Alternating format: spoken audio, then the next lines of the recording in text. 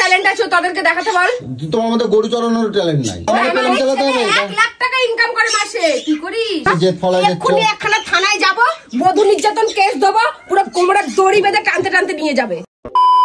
তো hello everyone, তোমরা সবাই কেমন আছো? আশা করি তোমরা সবাই ভালো আছো। আর আমি ভালো ছিলাম না, কিন্তু তোমাদের ভালোবাসা এখন ভালো আছি। তো যাই হোক, তোমরা কমেন্ট বক্স পুরো ভরিয়ে দিচ্ছ যে দাদা ভাই কি হলো, আগে এত ভিডিও দিতে আর এখন এত কম ভিডিও আসছে কেন? তো তোমরা কম বেশি অনেকেই জানো না। তো তোমাদেরকে একটা কথা বলি, আমি ফ্যামিলি দিক দিয়ে অনেকটা সমস্যার মধ্যে ছিলাম বলে ভিডিও কম আনছিলাম। আর একটা কথা তোমরা সবাই জানো, যেটা যে আমার প্রচুর পরিমাণে ফেক আইডি বেরিয়েছিল, তো যার জন্য আমি ভিডিও দিতে পারছিলাম না। আমি ইউটিউবে ভিডিও দেওয়া মাত্র ভিডিও চুরি হয়ে যাচ্ছিল, যার জন্য আমি ভিডিও কম আনছিলাম। আর আমি ভিডিও আনছি আর রোজই ভিডিও তোমাদেরকে দেবই। তো একটা কথা হচ্ছে গিয়ে, সেই ফেক আইডিগুলোকে আমি সব রিমুভ করে দিয়েছি, আর তাদেরকে খুঁজে পাবে না। আর একটা কথা বলি, যারা এই যে ফেক আইডি করছো, দেখো সৎ পথে থেকে সবাই করে খাও, সেটা নিয়ে কোনো নেই, কিন্তু এরমভাবে কারোর ক্ষতি করো না। কারণ আমাকে নিয়ে করে যদি কেউ খেতে চায় করে খাক, আমি তাতে কিছু বলবো না, কিন্তু আমাকে যে ইউজ করে আমার যদি ক্ষতি করে, তাহলে সেখানে তো স্টেপ নিতেই হবে, তাই না? আর একটা কথা বলি, এটা নিয়ে কিন্তু লিগ্যাল অনেক প্রসেস আছে, তো সেইখানে দেখো তোমাদের কিন্তু অনেক ক্ষতি হতে পারে। তো সেই জন্য বলবো, তোমরা কারোর এরভাবে ক্ষতি করো না। তো যাই হোক, আমি করিনি বলে যে তোমাদের কেউ ক্ষতি করবে না এর কোনো মানে নেই। তো সবাইকে সাবধান করছি। তো যাই হোক, আমার বন্ধুদেরকে কথা বলি একটা, যে তোমাদের কাছে রোজের ভিডিও আসবে। আর কালকে থেকে গলুর সাথে আমার একটুখানি খুমছুটি তো চলছেই, অনেকটাই খুমছুটি চলছে, এই মাত্র একচোট হয়ে গেছে। তো যার জন্য আমি রাস্তায় এসে দাঁড়িয়ে আছি। তো এখন বাড়িতে যাব। তো চলো তোমাদের সাথে গলুর সাথে একটু খুমছুটি নিয়ে তোমাদের সাথে একটু তুলে ধরি, চলো।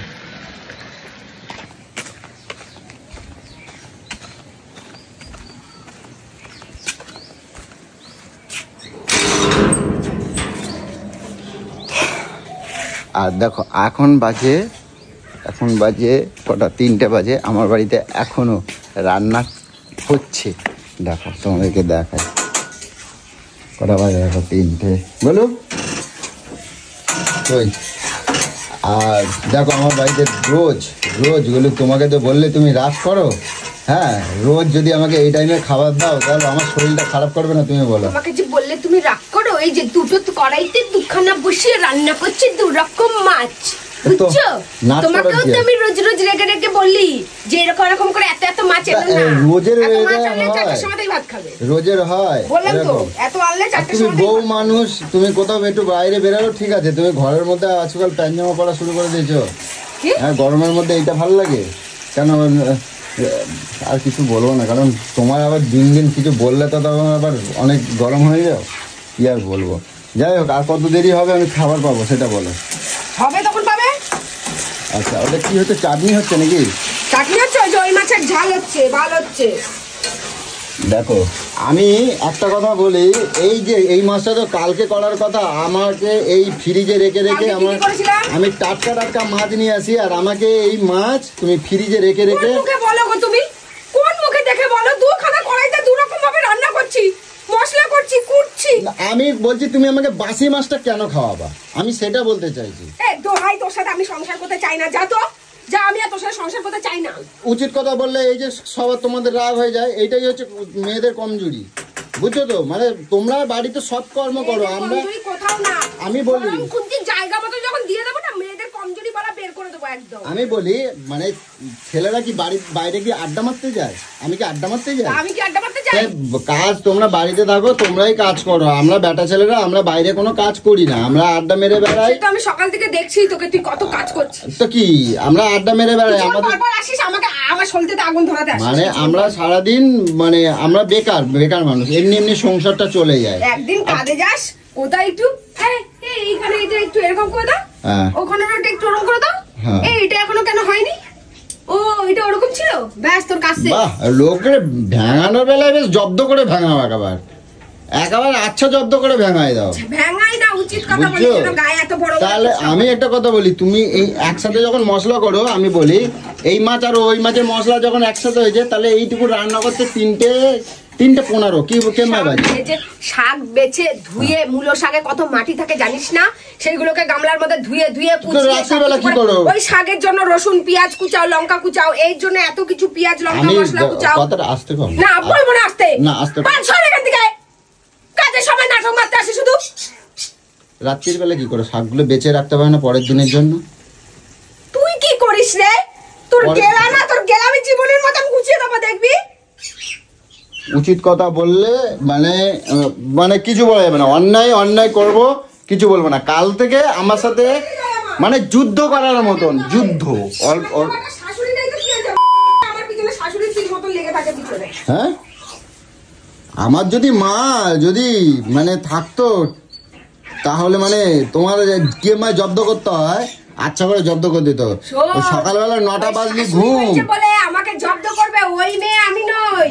সকালবেলা 9টা পর্যন্ত ঘুম। যদি ও সুস্থ থাকতো না দেখতাম আমাকে। আমার মা কাকিমারে আমাদের পরিবারে কটায় ঘুমতে করে জানো? 4:30টার মধ্যে বিছানা ছাড়তে হবে সকালবেলা। তোমারও থাকতে হবে এবারতে। তাই নাকি? এবারতে তুমিও থাকবা। মা কাকিমাকে বলে আমাদের মতন হতে, আমাদের মতন পড়াশোনা শিখেছে? জিজ্ঞাসা কর। যা জিজ্ঞাসা কর। তুমি কি পড়াশোনা শিখেছো? বল 11 মাধ্যমিক পর্যন্ত দিয়েছে নাকি তোর মা?